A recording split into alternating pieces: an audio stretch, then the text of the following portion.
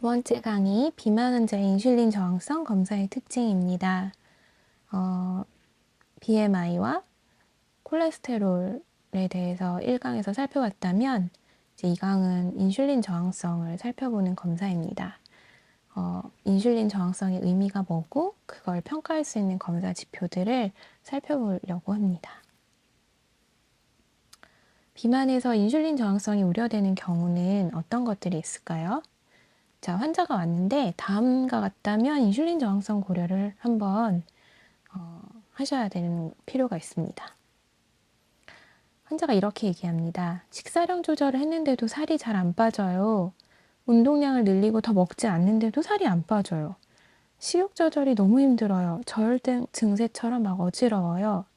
살찌니까 더 피곤해졌어요. 살찌니까 몸이 무거워서인지 운동을 못 하겠어요. 다이어트를 여러 번 했다가 요요가 왔어요. 또 근육은 적고 지방은 많은 유형의 비만일 때, 또는 아예 병이 이미 있는 분, 대사증후군, 비알코올성 지방간, 당뇨병, 고혈압, 갱년기 증후군 이럴 경우는 인슐린 저항성이 있겠구나. 그런 인슐린 저항성을 감안한 치료 계획을 수립하고 환자한테도 설명을 해드리고, 무엇 설명해야 되냐면 인슐린 저항성은 인슐린 저항성을 회복하면서 체지방을 감량해야 되니까 더 오래 걸리고 또 감량 속도도 더디게 되죠. 이런 표현들이, 이런 설명이 필요한 환자분입니다.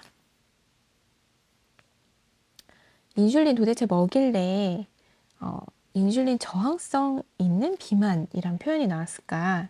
일단 인슐린에 대해서 간단히 정리를 해보겠습니다. 인슐린은 췌장 베타세포에서 생산되고 방출되어 혈류로 들어가서 모든 기관에 도달이 됩니다. 그래서 간에서는, 또 골격근에서는, 지방 조직에서는 다 각기 다른 역할을 하는데요. 일단 간에서 보면 간에서는 글루코즈 대사를 조절합니다. 그래서 글루코니오지네시스, 글루코즈를 만드는 것, 또 글라이코지네시스, 글리코겐을 만드는 것, 글라이코지놀라이시스, 글리코겐이 글루코즈가 되는 것, 이런 데 모두 관여를 하게 됩니다. 또 골격근에서는 에너지를 사용할 수 있게 만들어줍니다. 그래서 글루코즈가 분해돼서 ATP, 에너지를 생산할 수 있게 되는, 이거 제일 중요한 거죠.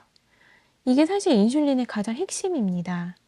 이게 잘 안 되는 게 인슐린 저항성이고요. 이 에너지를 만들지 못하니까 기운이 없죠. 네, 어찌됐건 골격근에서는 인슐린은 혈류에서 포도당과 아미노산의 흡수를 촉진합니다. 그래서 인슐린 저항성일 때는 근육도 잘 안 생기고 힘이 없고, 먹어도 단백질 먹었는데 뭔가 흡수가 안 되는 거고, 다 인슐린 저항성이에요. 인슐린은 지방 조직에서는 지방산의 흡수를 자극하고 중성지방으로 전환해서 장기 에너지 저장으로 사용이 되게 합니다. 리폴라이시스와 리포지네시스의 균형을 잡아주는 역할을 하는 거죠. 그래서 만약에 인슐린이 제대로 작동하지 못하면 글루코즈, 아미노산, 지방산 전부 영향을 주니까 어떻게 되겠어요? 에너지 대사가 엉망진창이 되는 거죠. 자, 지방 합성 과정에서의 인슐린 좀 더 자세히 보도록 할게요. 인슐린은 간세포와 지방세포에서 모두 지방을 합성을 촉진합니다. 지방 생산 유전자의 발현에 대한 영양소와 호르몬의 효과는 대부분 SREBP1이라는 유전자에 의해서 매개되며, 지방 조직에서는 PPA 감마에 의해 매개됩니다.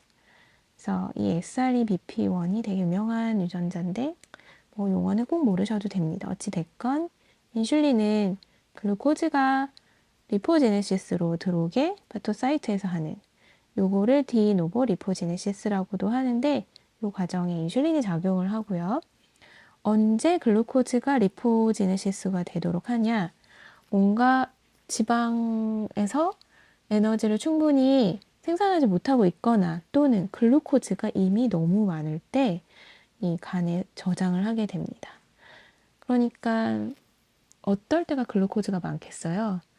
글루코즈가 혈류에 넘쳐날 때, 당뇨병일 때, 또는 글루코즈를 조직에서 갖다 제대로 쓰지 못할 때 넘쳐나서 바로 간에다 저장을 해버리는 거죠. 간에 글루코즈를 열심히 저장하기만 하면 좋을까요? 너무 많으면 바로 그게 이제 지방간이 되는 겁니다.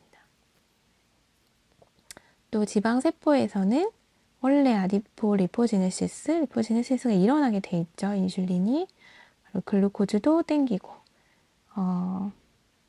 또 렙틴은 얘를 저해하는 거니까 인슐린이 SRBP1과 PPA 감마에 작동을 해서 이렇게 리포제네시스를 하게 됩니다. 인슐린 저항성의 개념이라는 건 바로 인슐린이 당, 지질, 단백질을 총체적으로 조절하고 심지어 성장과 전해질 조절에도 관여를 하는데 얘네가 다 뭔가 작동이 제대로 안 된다. 이게 바로 인슐린 저항성의 개념입니다. 그러니까 반대되는 개념, 그러니까 인슐린 민감성, 인슐린 감수성이 좋다. 인슐린 감수성이 높다라는 표현, 인슐린이 민감하다라는 표현으로 표현을 합니다.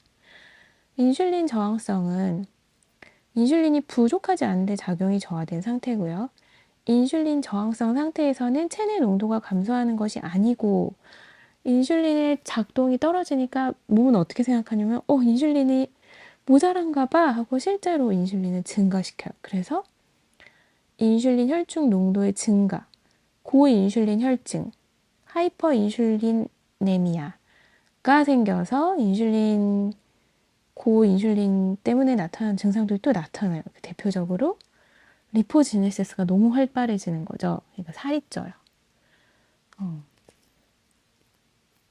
그래서 인슐린 저항성 상태에서는 고인슐린 혈증의 증상과 인슐린 작동이 잘 안 되어 나타나는 증상이 모두 나타나게 됩니다.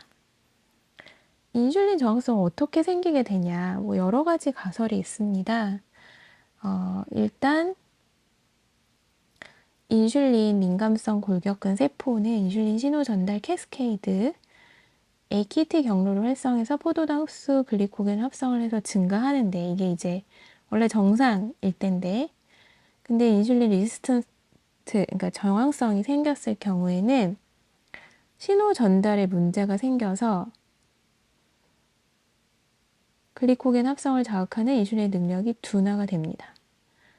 여기 보시면 인슐린이 있고 인슐린의 이 신호 IRS1, PI3K, AK2 요 경로를 따라서 신호가 촤르륵 전달이 돼서 글라이코겐 또 이렇게 GLUT4에 의해서 신호들이 잘 전달이 되고 글라이코겐이 이제 합성이 되고 또 글루코즈도 잘 들어오게 되는데 문제는 얘네가 이제 신호가 다 끊기면 신호가 끊긴 거죠. IRS1, PI3K, K2가 다 끊어져서 신호가 제대로 전달이 안 되면 글라이코겐 신디시스가 잘 안 되고 또 GLUT4 트랜스로케이션도 잘 안 돼서 글루코즈를 갖다 쓸 수가 없게 돼요. 글루코즈가 안 들어오니까 희마리가 없죠. 근골격 세포가 희마리가 없어지는 상태가 바로 이제 인슐린 저항성 상태가 됩니다. 이런 가설이 있고 또 하나는 인슐린 리셉터 이 숫자가 감소해 버리는 겁니다. 그러니까 인슐린이 작동해서 갖다 붙을 데가 없는 거죠. 노화로 인해서. 이런 식으로 인슐린 저항성이 생기게 됩니다. 그러면 이 인슐린 수용체의 이게 망가지는 이유가 뭐냐 봤더니 인슐린 수용체의 작용을 차단하는 애들이 있더라. 이런 애들이요. 이런 애들이 인슐린 수용체를 갖다 차단을 해요. 그러니까 인슐린 수용체의 차단이 되면 인슐린 저항성과 작용을 컨트롤 못하게 되는 거죠. 그래서 이렇게 억제가 되는 기전도 있습니다. 인슐린이 정상일 때는 인슐린 민감도 또는 인슐린 감수성이 정상일 때는 간에 지방이 잘 전달되고 중성지방으로 저장하는 것을 다 조절을 합니다. 그러니까 글루코즈가 적당히 글라이코겐으로 되고 인슐린의 리폴라이시스를 적당히 막아주고 적당량 FA를 조절하니까 간으로 들어가는 이 패티에이시드도 적당량이니까 중성지방도 적당히 되고 그래서 VLDL도 적당해지죠. 그래 이게 딱 적당하게 조절이 되는 건데 만약에 이제 인슐린 저항성이 생긴 프리다이어티스, 그러니까 당뇨 전 단계가 되면 글라이코겐 신디세스가 감소해서 글루코즈가 남아도니까 남아도는 글루코즈가 간으로 들어가서 디노보 리포지네시스를 촉발하고 중성지방이 간에 팍팍 쌓이게 되고 VLDL이 올라가게 됩니다. 또 인슐린이 리폴라이시스를 억제해야 되는데 그게 안 되는 수 있게 되는 거죠. 그래서 이 지방산이 얘도 들어가게 되고요. 이제 진짜 당뇨병이다. 그럼 이 과정이 더 촉발이 돼서 전반적으로 VLDL이 더더 많이 증가하게 되는 거죠. 그러니까 인슐린 저항성이 생기면 지방과 에너지 조절이 다 제대로 안 돼요. 글루코즈까지 한꺼번에 조절이 안 되니까 뭔가 자꾸 인슐린 저항성의 대표적인 기운이 없다인데 실제로는 몸 안에서는 그 에너지의 재료가 되는 글루코즈랑 지방산이 넘쳐가지고 중성지방이 간에 쌓이고 중성지방이 지방세포에 쌓이는 현상이 생기는 거죠. 그래서 효율이 떨어지는 거, 살찌면서 기운이 없어지게 되는 현상이 나타나는 겁니다.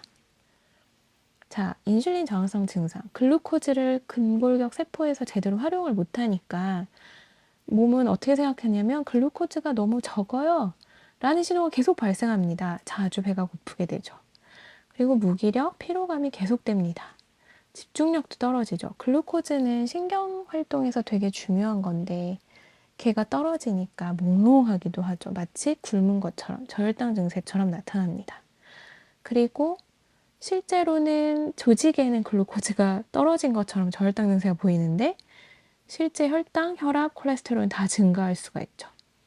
그리고 리포지네시스가 촉발되니까 배가 나오고 체중은 늘게 됩니다. 인슐린 저항성은 굉장히 몸이 극도로 효율이 떨어진 상태가 되는 거죠. 그래서 글루코즈, 콜레스테롤, 아미노에시드를 다 조절하지 못해서 제대로 활용하지도 못하는, 먹어도 몸에 이렇게 살만 찌고 에너지나 어떤 몸의 구성 물질로 제대로 흡수가 되지 않는 상태가 바로 인슐린 저항성 상태입니다. 비만이면 인슐린 저항성이 생긴다고 해요. 왜 그러냐면 아디포카인이라는 것 때문에 생깁니다. 왜 1강에서 이 아디포스 티슈는 무언가를 분비한다고 그랬잖아요. 그 분비하는 것 중에 하나가 바로 아디포카인입니다.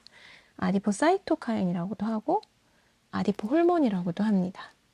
얘네들은 얘가 이제 비만일 때는 원래 아디포카인이 나쁜 게 아니거든요. 적당하면 좋은데 지방 축적을 조절하는데 얘도 너무 과다하게 되면 인플라메이션, 염증을 일으키고요. 염증을 일으켜서 인슐린 수용체에 작용을 해서 인슐린 레지스턴스가 생깁니다. 또 이 지방세포가 너무 프리 패티 에이시드가 너무 많아지면 산화 스트레스를 방어하는 능력이 떨어지고 그리고 지방은 쌓이고 지방이 쌓이면 리포톡시시티가 나타납니다. 그리고 프로틴도 질이 떨어지게 되죠.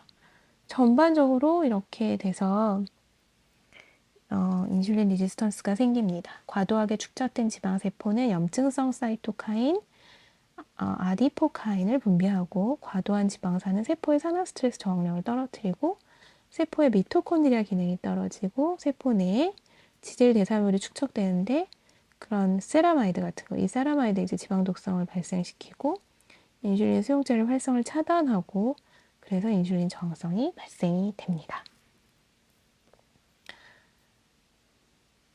그리고 인슐린 저항성은 에너지가 모자라다고 착각을 하면서 지방 합성을 촉진합니다. 그래서 오비서티는 아디포넥틴을 떨어뜨리고 이 아디포넥틴은 아디포사이토카인 중 하나입니다. 인슐린 레지스턴스가 생기고 인슐린 레지스턴스가 생기면 하이퍼인슐리네미아, 그러니까 인슐린이 오히려 혈중이 많아진다 그랬죠. 그러면 글루코즈를 간에 열심히 저장한 디노보 리포지네시스가 생기고 프리 패티 에이시드가 간으로 막 유입이 됩니다. 그러면 간에 막 지방이 생기고 이게 바로 이제 비알코올성 지방간이 되는 거죠. 그러니까 인슐린 저항성이 생기면 간 기능 검사에서 이상이 나타날 수가 있어요. 이게 되게 중요한 대목입니다. 그래서 살쪘는데 간 수치가 오르는 경우가 되게 많은 거죠. 그래서 간 수치를 확인하지 못한 상태에서 한약 처방을 했는데 환자가 한약 먹던 중에 간 수치가 오른 걸 확인했어요. 그럼 이게 비만 때문인가 한약 때문인가 헷갈리죠. 그러니까 비만 치료를 하기 전에는 얘를 먼저 확인할 필요가 있다고 생각합니다. 요약을 해보자면 비만은 인슐린 저항성을 유발하고요. 인슐린 저항성이 생기면 몸은 커져도 힘이 없고 쉽게 피곤해집니다. 식욕 조절이 안 되고 식욕이 더 당기고 저혈당 증세처럼 나타나니까 쉽게 피곤하고 지치고 다이어트와 요요가 반복되었던 비만 환자의 경우 인슐린 저항성 가능성을 염두에 두고 치료하시면 좋을 것 같습니다.